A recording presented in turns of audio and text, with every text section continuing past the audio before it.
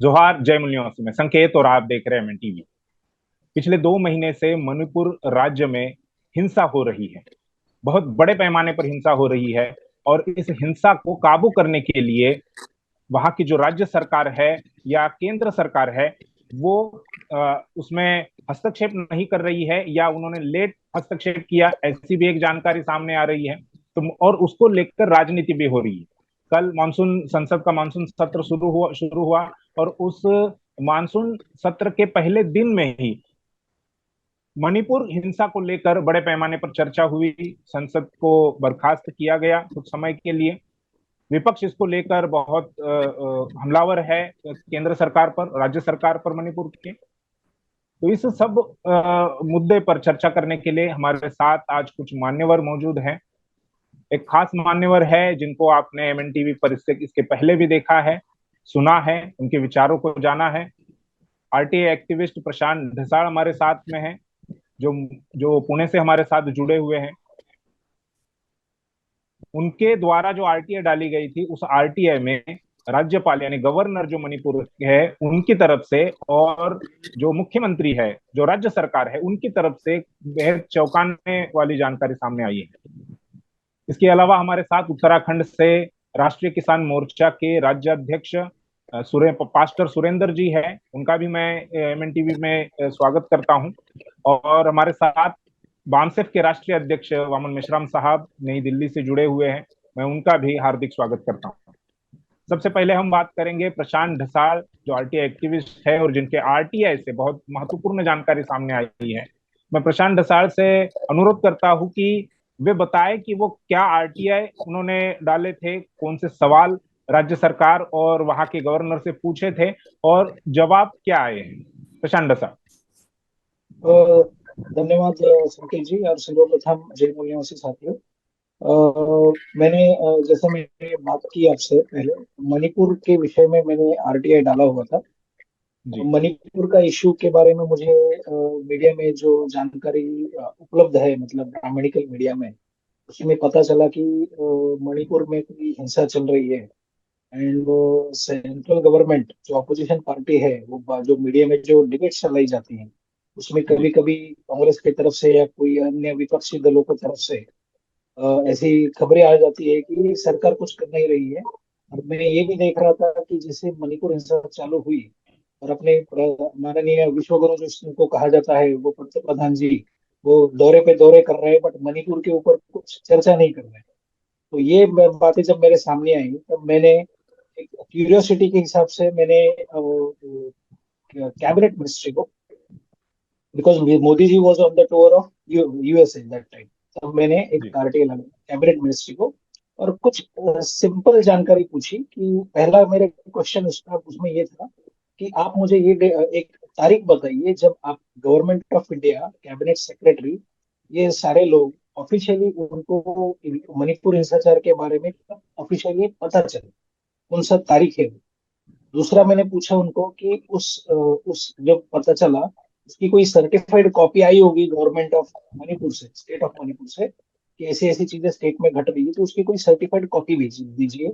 जो आरटीआई का जो सेक्शन है अंडर 2J3, विच इज वो मांगी जा सकती है, वो it is a valid document under RTI, वो पाया जा सकता है। जी। तीसरी चीज मैंने उनको पूछी कि ये सदर के संदर्भ में हिंसा जो हो रही है, इसकी जानकारी सेंट्रल गवर्नमेंट को प्राप्त हुई है, अच्छा। उसमें एंटायर कैबिनेट मीटिंग्स की कब हुई, कौन से डेट पे हुई।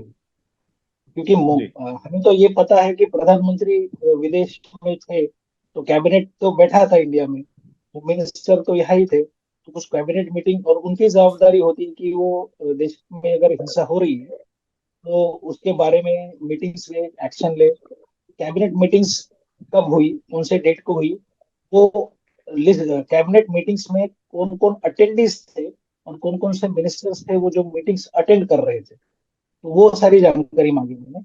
और एक जानकारी पूछी मैंने कि मुझे ये भी चीज बताओ कि जब प्रधानमंत्री मोदी जी और होम मिनिस्टर अमित शाह जी, इन्होंने कौन से डेट पे इन पर्सन ये मीटिंग्स अटेंड की है, सो दैट वो कोई डायरेक्शन दे सके।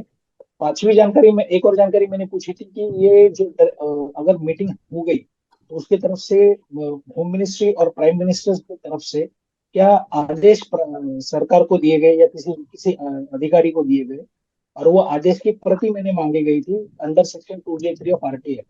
अगर कोई डॉक्यूमेंट होता है वो आरटीआई में देना चाहिए, ऐसा सेक्शन 2J3 कहता है। सर्टिफाइड कॉपी मिलना कॉन्स्टिट्यूशन ऑफ इंडिया में गारंटी करता है।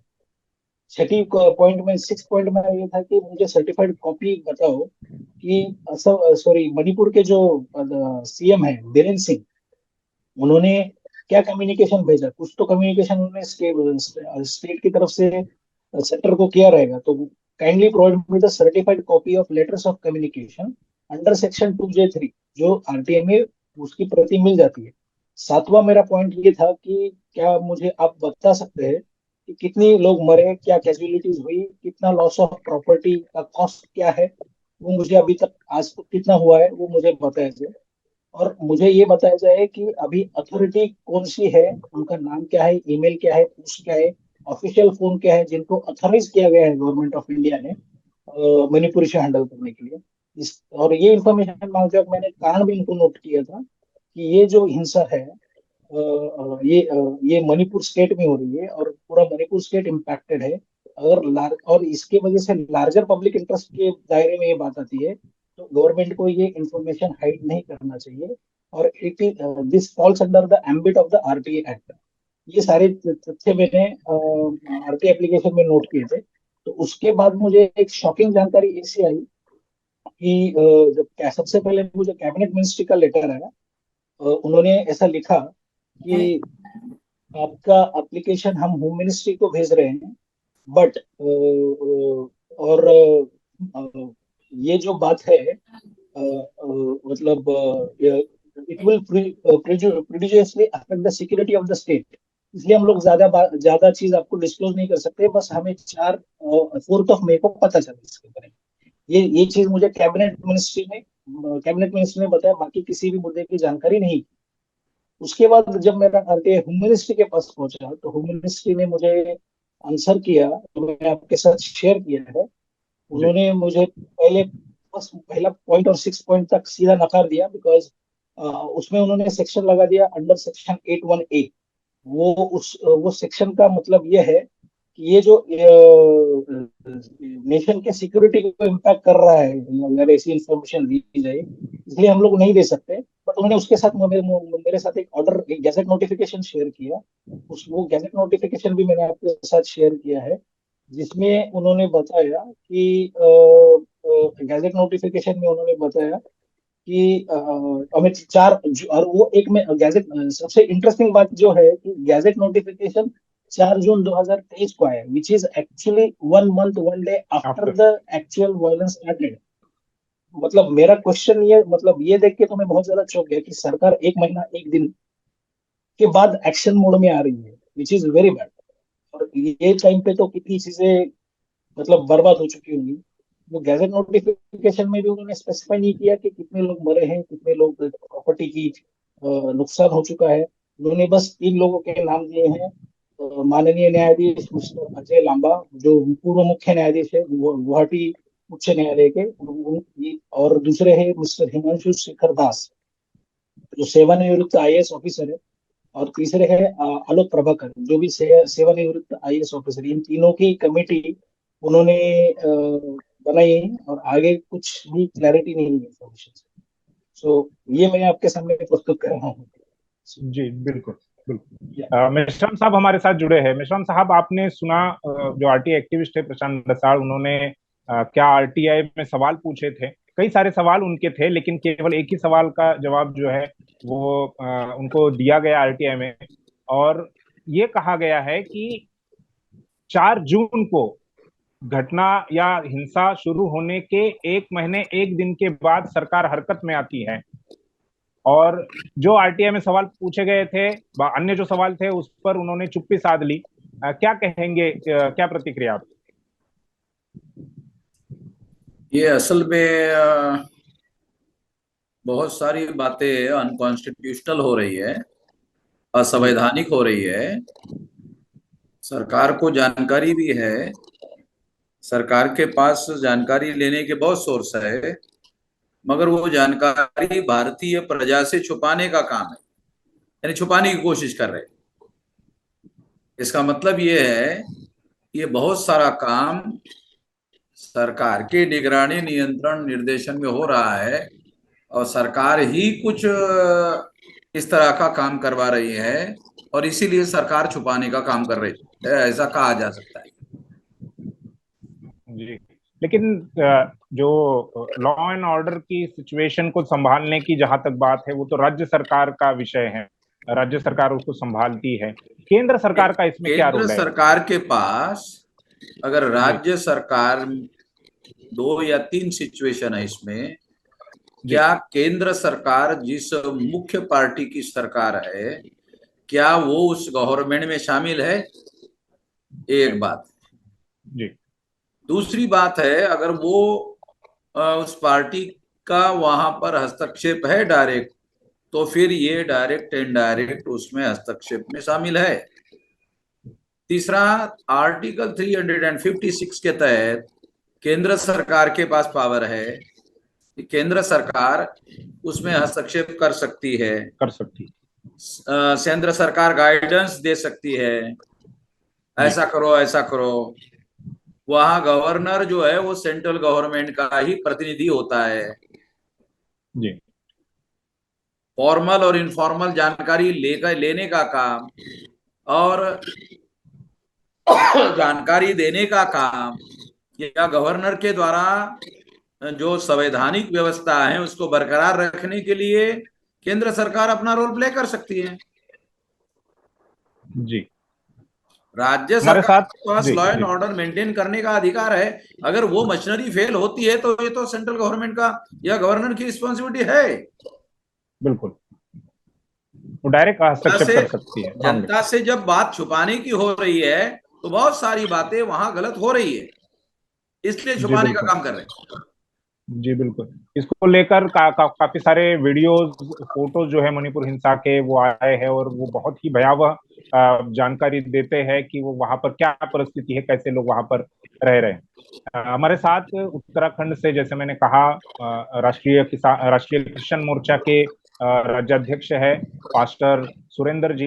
मैं उनसे जानना चाहूंगा, सुरेंद्र जी, मणिपुर में काफी सारे क्रिश्चियन माइनॉरिटीज के लोग हैं, उनके साथ भी बहुत अन्याय हो रहा है, अत्याचार हो रहा है, चर्चों को जलाया दिया जा रहा है। और ये परिस्थिति केवल मणिपुर की नहीं है, ओवरऑल भारत की अगर परिस्थिति देखे तो डेटा ये कहता है कि पिछले 6 महीने में लगभग 400 से ज्यादा, 436 जो आंकड़ा है, और 400 से ज्यादा हिंसा हिंसा की घटनाएं जो है वो क्रिश्चियन माइनॉरिटी के ऊपर हुई है। चर्च पर हमले हो या किसी को जबरन किसी पर आर्य आरोप लगाया जाता है, झूठा आरोप लगाया जाता है कि ये जबरन ये कर रहे थे, धर्मांतरण कर रहे थे किसी का। तो इसको लेकर आपका क्या कहना है, और खासकर अगर मणिपुर के क्रिश्चियनों की बात करें? धन्यवाद सर।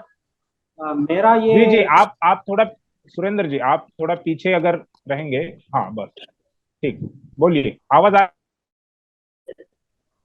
तो मेरा ये मानना है, पहली बात तो ये है, धर्मांतरण को लेकर के पहली पॉइंट है मेरा, ये एक झूठा आरोप है।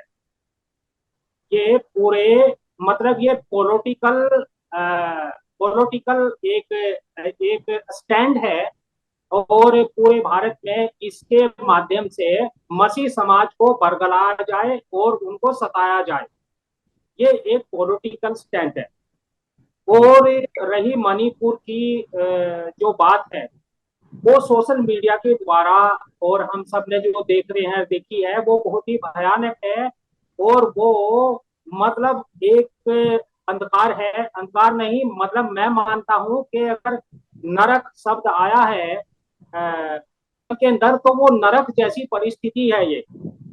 मतलब जी दुनिया में बिल्कुल। अगर नरक है तो ये वाली परिस्थिति नरक की परिस्थिति है।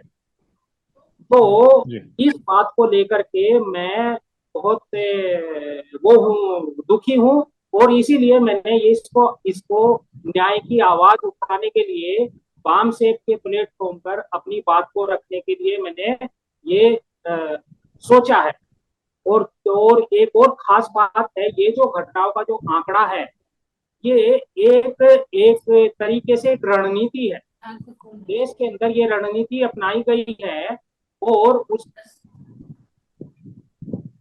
जी जी, बोलिए बोलिए, आप बोलिए। और उसका जो अभी हम लोगों ने जो आकलन किया है, मैंने बामसेफ के साथ कुछ समय कार्य करने से, कुछ समय साथ बिताने से मैंने नतीजे पर पहुंचा हूँ कि मसीह लोगों की राष्ट्रीय लेवल पर आवाज उठाने का कोई प्लेटफॉर्म ही नहीं है जी। और पूरे देश भर में उनकी कोई आवाज नहीं उठा सकते वो, क्योंकि उनके पास कोई ये जो समस्या है ये राष्ट्रीय लेवल की समस्या है और इसका इलाज भी राष्ट्रीय स्तर पर ही होना जरूरी है। और जी राष्ट्रीय बिल्कुल, लेकिन लेकिन अभी अभी जिस राज्य में हिंसा हो रही है बड़े पैमाने पर, जिसको लेकर हम ये चर्चा कर रहे हैं, तो मणिपुर के, खासकर मणिपुर के बारे में क्या जानकारी है आपके पास कि किस प्रकार से वहां की परिस्थिति है, क्रिश्चियनों की बात करें तो? पर अभी तक जो जितनी सिर्फ हमारे पास से नेट के माध्यम से लोग जुड़ पाए हैं, क्योंकि लोगों के फोन और वो सब कुछ बंद है, तो जानकारी बंद, कहाँ से? जी जी। तो उसकी वजह से हम भी अधूरे हैं, क्योंकि उस जानकारी तो मीडिया के थ्रू मिलेगी, नेट के थ्रू मिलेगी, तो वो तो बंद है। तो कैसे जानकारी, पूरी हकीकत नहीं हम जान पाए, जितनी भी हकीकत जान पाए उसी के लिए हम आवाज उठा रहे हैं। जी बिल्कुल बिल्कुल। मिश्रम साहब, इसको लेकर जो राजनीति हो रही है, विपक्ष हमलावर है, प्रधानमंत्री 2 महीने से चुप थे। अभी कल कल ही उन्होंने संसद के सत्र से, संसद के बाहर ही एक प्रेस मीट की और उसमें उन्होंने कई सारी बातें बताई। वो ये जताने का प्रयास कर रहे हैं कि मणिपुर में हुई हिंसा को लेकर वो कितने चिंतित है, कितने दुखी है, कितना गुस्सा है उनके अंदर। क्या राजनीतिक सारा मामला चल रहा है ये, जैसा आपने कहा भी? दो तीन बातें हैं। जी अगर ये महिलाएं आदिवासी है जी तो सेंट्रल में बीजेपी की गवर्नमेंट आने के बाद जी central government North East region में अपना संगठन आरएसएस, बीजेपी, विश्व हिंदू परिषद को बढ़ाने में लगी हुई।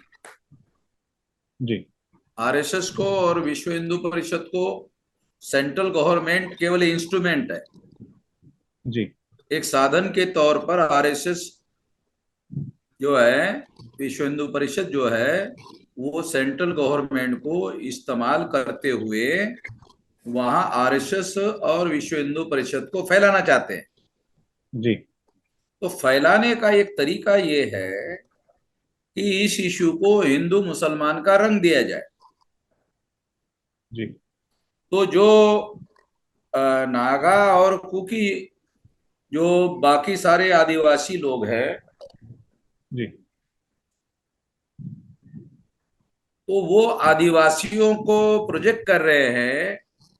जो मैंने टीवी पर कुछ खबरें देखी और प्रो बीजेपी वाले चैनल है, वो जो प्रेजेंटेशन कर रहे थे, वो ये कह रहे थे कि वो लोग क्रिश्चियन लोग हैं और मैतेई लोग जो है हिंदू लोग हैं, ऐसा प्रोजेक्शन कर रहे थे। जी तो मैं तमाम लोगों को ये अनुरोध करना चाहूंगा कि ये मामला हिंदू मुसलमान का वहां बनाया नहीं जा सकता, क्योंकि वहां मुस्लिम पॉपुलेशन इस तरह से नहीं है। नहीं है। इसलिए वहां उनको सुटेबल है हिंदू क्रिश्चियन। तो वहां लोकल लेवल पर उनको हिंदू क्रिश्चियन सूट हो रहा है, सारे देश भर में हिंदू मुसलमान सूट हो रहा है, और मणिपुर में हिंदू क्रिश्चियन सूट हो रहा है। तो अगर आरएसएस को, भाजपा को, विश्व हिंदू परिषद को, जो मैतेई ओबीसी बिरादरी है, अगर उसको बीजेपी के कैंप में लाना है, तो बीजेपी के कैंप में लाने के रणनीति का हिस्सा है। तो ये इस दृष्टि से ये फसाद करवाया जा रहा है, इसमें सेंट्रल गवर्नमेंट का मेजर रोल है। जी सेंट्रल गवर्नमेंट का आरएसएस भाजपा के लोग, विश्व हिंदू परिषद के लोग वहां आरएसएस विश्व हिंदू परिषद उसको उधर फैलाना चाहते हैं,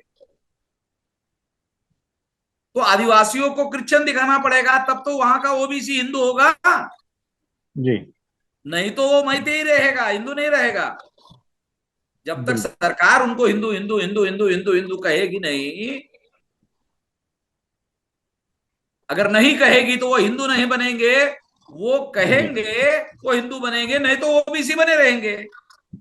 जी बिल्कुल। तो ओबीसी वर्सेस आदिवासी की लड़ाई में आरएसएस भाजपा की रणनीति सफल नहीं होती। वो हिंदू मुसलमान में और हिंदू क्रिश्चियनिटी में इशू को रेज करने से सफल होती है। बिल्कुल। तो ये इनकी लगाई हुई आग है, जी। क्योंकि जो प्रो बीजेपी चैनल है वो उसको क्रिश्चियन वर्सेस हिंदू का मामला बना रहे थे, जी जबकि वो मैतेई और आदिवासियों के बीच का मामला है। जी जी। मेश्राम साहब, देश की राष्ट्रपति जो प्रमुख है, देश की पहली नागरिक मानी जाती है, माने जाते हैं राष्ट्रपति, वे एक आदिवासी है। और आप जैसा कह रहे हैं कि आदिवासी के खिलाफ ये सारा षड्यंत्र हो रहा है, इसको कैसे देखते हैं? अब वो तो नॉमिनेटेड है, भाजपा आरएसएस की नॉमिनेटेड है, वो बोलेगी नहीं। वैसे भी राष्ट्रपति कभी इस मामले पे बोलते नहीं है।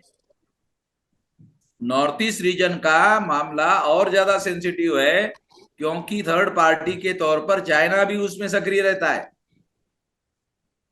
जी। चाइना की बॉर्डर एकदम लगी हुई वहां। लगी हुई। जी जी। तो ये राष्ट्रीय के साथ साथ इंटरनेशनल भी मामला है, ये सीरियस है। जी जी। तो इसको बहुत संवेदनशीलता से डील किया जाना चाहिए। मगर मुसलमान की जो थ्योरी है उसको वहां हिंदू क्रिश्चियनिटी की थ्योरी क्रिश्चियन की के तौर थ्योरी। पर प्रोजेक्ट किया जा रहा है। इसी से अपने आप पता चलता है कि ये आरएसएस भाजपा का खेल है, ये राजनीति खेल है। वहां जी नॉर्थ ईस्ट रीजन में, सारे नॉर्थ ईस्ट रीजन में हिंदू क्रिश्चियन का मामला खड़ा किए बगैर आरएसएस भाजपा वहां फैल नहीं सकती। जी बिल्कुल। एक आखिरी सवाल मेश्राम साहब, मध्य प्रदेश, राजस्थान, और छत्तीसगढ़ जैसे जी हम लोगों को क्रिश्चियन हिंदू का मामला खड़े नहीं होने देना है। आदिवासी वर्सेस ओबीसी का मामला हो सकता है, तो जी ओबीसी के लोगों को और आदिवासी लोगों को दोनों जगह काम करके समझाया जा सकता है। बिल्कुल। एक एक आखिरी सवाल मेश्राम साहब, विधानसभा के चुनाव है, राजस्थान, मध्य प्रदेश, छत्तीसगढ़ जैसे महत्वपूर्ण विधानसभा है। उसके बाद 2024 में एक साल से भी कम समय अभी बचा हुआ है, 6-7 महीने का समय है कि लोकसभा के चुनाव 2024 में होने वाले हैं। मणिपुर में पिछले 2 महीने से जो हिंसा हो रही है और उसको लेकर जो राजनीति हो रही है, उसका क्या असर होगा इन दोनों चुनाव पर, विधानसभा के और लोकसभा के? जिस तरह का मतलब घटना हुई और जिस तरह का वहां हिंसक प्रदर्शन हुआ और जिस तरह से महिलाओं के साथ बर्बरता की गई, जी उसकी राष्ट्रव्यापी प्रतिक्रिया है। बिल्कुल। और वो इतनी ज्यादा गहरी और गंभीर प्रतिक्रिया है कि जो प्रधानमंत्री गूंगा बहरा बोलता ही नहीं था, वो पहली बार बोल रहा है। बिल्कुल। एक बात। दूसरा, कानून और संविधान के अनुसार जब संविधान चलता है, जब पार्लियामेंट चलती है, तो प्रधानमंत्री को बाहर बोलने का अधिकार नहीं है। जी अगर बोलना है, मान लो संसद नहीं चल रही है, तो जी प्रधानमंत्री को बाहर बोलने का अधिकार है। मगर संसद चल रही है तो प्रधानमंत्री को संसद में ही बोलना चाहिए। जी ये बंधन है। नहीं तो संसद के नियमों का उल्लंघन होता है, ऐसा प्रधानमंत्री पर आरोप आएगा। और मेन अपोजिशन पार्टी का जो लीडर है मल्लिकार्जुन खड़गे, इन्होंने बाकायदा ये मामला उठाया। जी कि प्रधानमंत्री को बयान संसद में देना चाहिए, संसद के बाहर नहीं। अब मल्लिकार्जुन खड़गे ने ऐसा बयान क्यों दिया? क्योंकि जब प्रधानमंत्री बयान देंगे तो अपोजिशन पार्टी को अपना मामला पक्ष रखने का भी मौका मिलेगा। तो नरेंद्र मोदी विरोधी पार्टी को संसद में अपना पक्ष रखने नहीं देना चाहते, या नरेंद्र मोदी को अपोजिशन पार्टी के लोग सवाल जवाब करना चाहते संसद में, अवेलेबल नहीं है, वो बोलता नहीं है जी। तो इसलिए प्रधानमंत्री का बाहर कहना गलत है, सांसदीय परंपराओं का उल्लंघन है, कानून का उल्लंघन है। संसद में बोलना चाहिए और अपोजिशन पार्टी के लोगों को सवाल जवाब करने की इजाजत देनी चाहिए और उसके जवाब देने चाहिए। जी। तो नरेंद्र मोदी सांसदीय परंपराओं का भी पालन नहीं कर रहे, उन पर आरोप है संविधान का उल्लंघन कर रहे। मैं खुद ही कहता हूं कि बहुत सारी संवैधानिक बातों का उल्लंघन जो है भाजपा, आरएसएस और नरेंद्र मोदी कर रहे हैं। मीडिया जो है, मीडिया का अगर पिछले 8-10 साल का अध्ययन किया जाए और रिकॉर्डेड एविडेंस इकट्ठा किए जाए तो मीडिया एक पक्षी हो गया, झूठी खबरें लगा रहा है। इवन अभी बेंगलोर में जो अपोजिशन पार्टी की मीटिंग हुई, ऐसा सुना गया कि कांग्रेस ने यह प्रस्ताव रखा कि मीडिया के विरोध में हम लोगों को अभी बहिष्कार डालने का काम करना चाहिए कि मीडिया के किसी कवरेज में नहीं जाना, किसी चैनल में नहीं जाना है। अगर मान लो मेन अपोजिशन पार्टी अगर जाना बंद कर दे जी। तो टीआरपी पर बहुत बुरा असर पड़ेगा। बिल्कुल। ये निष्पक्षता बहुत ज्यादा खराब हो गई है मीडिया की। इसका मतलब है आर्टिकल 19 का उल्लंघन हो रहा है, और आर्टिकल 19 का उल्लंघन जो है नरेंद्र मोदी की सरकार के द्वारा हो रहा है। सरकार इनके ऊपर दबाव डाल रही है, ये इस बात का सबूत है। पिछले कुछ दिन पहले अमेरिका का जो सोशल मीडिया का एक आदमी था, उसने नरेंद्र मोदी के खिलाफ बयान दिया था। जी, जैक डॉर्सी, ट्विटर के पूर्व सीईओ, बयान दिया था। बाद में नरेंद्र मोदी का उनका समझौता हो गया कि तुम अपना देश में बिजनेस जो करना चाहते हो करो, मगर सरकार के विरोध में अभियान चलाने के लिए आप अलाउ मत करो, रीच कम कर दो। जी। इसका मतलब ये हुआ कि ये विदेशियों के साथ धंधा करना चाहते हैं, मगर भारतीय लोगों के संवैधानिक अधिकार जो बाबा साहब अम्बेडकर ने और संविधान निर्माताओं ने दिए, उस अधिकार को मानना नहीं चाहते। अगर मानना नहीं चाहते हैं तो इससे साबित होता है कि संविधान मानने के लिए ये लोग तैयार नहीं है। लेकिन चुनावी मतलब जो विधानसभा के चुनाव है, सारा देश उद्वेलित है, सारा देश अगर उद्वेलित है, सारा देश जो है असंतोष से पीड़ित है, ये आने वाले 8-10 दिन में सारे देश भर में और बवाल खड़ा होगा तो चुनाव पर इसका असर पड़ सकता है। अगर असर नहीं पड़ता तो मुंह का बहरा गूंगा प्रधानमंत्री बोलता क्या? अरे बोले इसीलिए रहा क्योंकि उसको ये समझ में आया इसका चुनाव पर प्रभाव पड़ेगा। चुनाव पे प्रभाव नहीं पड़ेगा, ऐसा होता तो भी नहीं बोलता, मगर उसको भी समझ में आएगा इसका चुनाव पे प्रभाव पड़ेगा। जी जी, इसलिए विपरीत परिणाम हो सकते हैं बीजेपी के लिए, बीजेपी के विरोध में पड़ेगा। जी बिल्कुल बिल्कुल। एक मतलब पहले तो मैंने आखिरी सवाल बोलकर ये बात कर दी, लेकिन अभी एक आखिरी सवाल है कि राष्ट्रीय आदिवासी एकता परिषद के द्वारा 7 अगस्त को भारत बंद किया जा रहा है। तमाम मुद्दे हैं, यूनिफॉर्म सिविल कोड का भी एक मुद्दा है। दूसरा एक मुद्दा उसमें महत्वपूर्ण है कि जो हिंसा हो रही है, खासकर आदिवासियों को लेकर जो हिंसा हो रही है, वो भी एक मुद्दा उन्होंने भारत बंद के उनके आंदोलन में रखा हुआ है। उसके ऊपर क्या कहेंगे? नहीं, अभी तीसरे चरण का आंदोलन जो 7 तारीख को भारत बंद है राष्ट्रीय आदिवासी एकता परिषद के द्वारा, उसका तीसरा चरण प्रदर्शन रैलियां है देश भर में। इस प्रदर्शन रैलियों में शेड्यूल कास्ट के लोग, बैकवर्ड क्लास के लोग और माइनॉरिटी के लोग इसका समर्थन करेंगे जी, सारे देश भर में 7 अगस्त के भारत बंद को। मगर अभी प्रदर्शन रैलियां 27 तारीख को हो रही है जी, उसकी तैयारी करने का मैंने अलग से वीडियो बनाया है और सारे देश के लोगों को कहा कि आज से और अभी से तैयारी शुरू कर दो। 27 तारीख को हम लोगों को प्रदर्शन रैलियों में बड़ी संख्या में मतलब राष्ट्रीय स्तर पर, राज्य स्तर पर, कमिश्नरी स्तर पर, जिला स्तर पर, तहसील स्तर पर, ब्लॉक स्तर पर, ग्राम पंचायत स्तर पर, क्योंकि आदिवासी लोग जो है मान लो जंगलों में निवास करते हैं, तो उनको अपने अपने इलाके में भी रोष प्रकट करने का अवसर मिलना चाहिए। तो वो ग्राम पंचायत में भी मोर्चा लेकर जा सकते हैं जी, ब्लॉक में भी जा सकते हैं, या जाना चाहिए जहां जहां हमारी संगठित शक्ति है वहां वहां हर जगह प्रोटेस्ट करने का काम करे,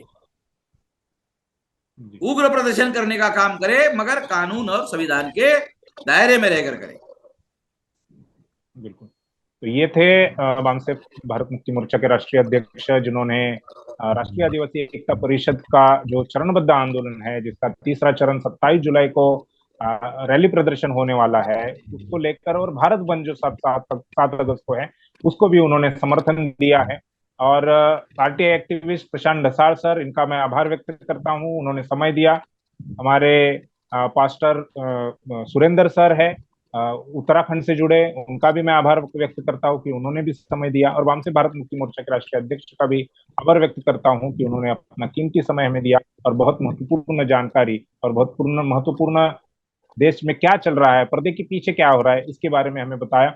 इन सभी मान्यवरों का आभार व्यक्त करता हूं और ये चर्चा हम लोग यहीं पर समाप्त करते हैं। मिलते हैं अगले चर्चा सत्र में। शुक्रिया।